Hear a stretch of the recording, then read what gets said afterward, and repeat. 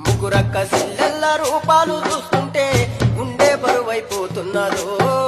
మల్లారారు అంటుంటేనే నిన్ను గన్న తల్లిదండ్రులకు ఏమి చెప్పిపోతారే